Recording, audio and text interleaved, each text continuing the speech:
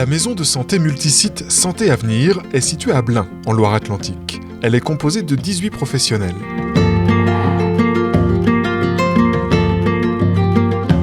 Dans cette maison de santé, la coordination est assurée par un binôme, Floriane, diététicienne, et Didier, médecin généraliste. Ils ont tous deux participé à une formation diplômante, animateur de regroupement pluriprofessionnel de soins primaires, dispensée par l'EHESP en partenariat avec l'ARS Pays de la Loire et la PMSL.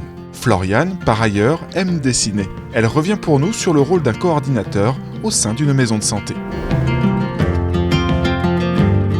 Je suis coordinatrice de l'équipe pluriprofessionnelle.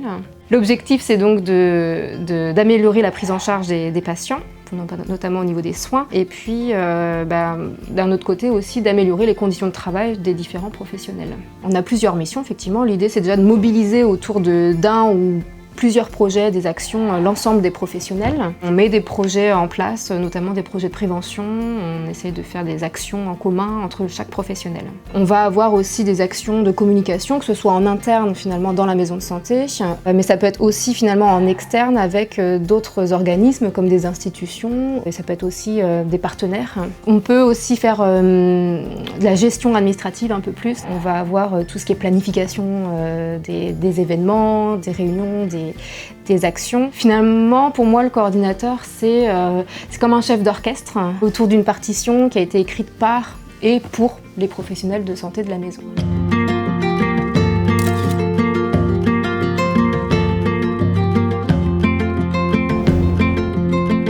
Un coordinateur, il doit essentiellement savoir écouter, il doit savoir informer et se tenir aussi informé des différentes interventions qui peuvent avoir lieu sur le territoire, sur la législation, sur plein de choses. Il doit savoir animer aussi, c'est important.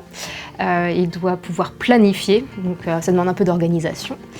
Et puis finalement, savoir rédiger et savoir faire un budget, budgétiser une action, etc. Les qualités, ce serait d'être organisé, d'être à l'écoute, et puis d'aimer communiquer avec les autres. Finalement, c'est écouter, mais aussi communiquer avec les autres professionnels et être réactif.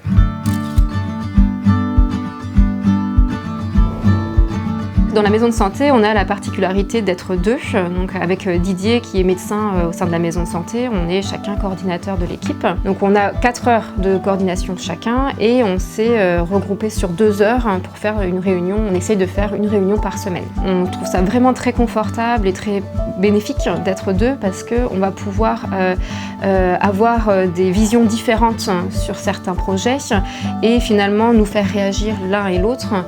Et on va se partager les tâches parce qu'on a plus d'affinité avec certaines tâches que d'autres.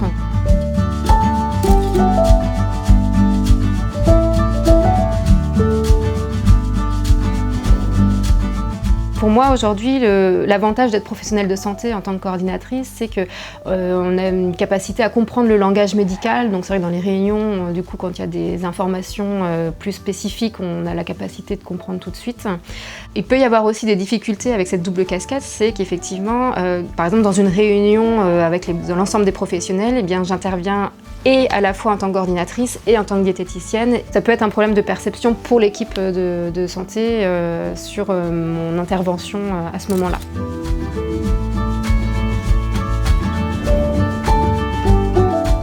Ça fait 2 ans qu'on mène l'action Mars Bleu en partenariat avec la Ligue contre le cancer. On organise des actions de prévention auprès de la population au sein de nos locaux. On va avoir aussi le mois sans tabac au mois de novembre.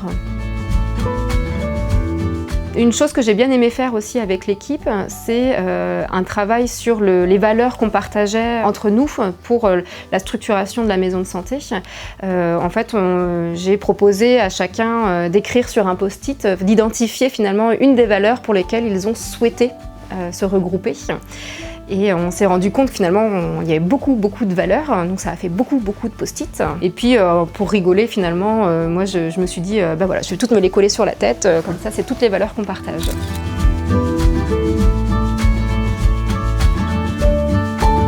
Donc finalement, la coordination, ça s'apprend.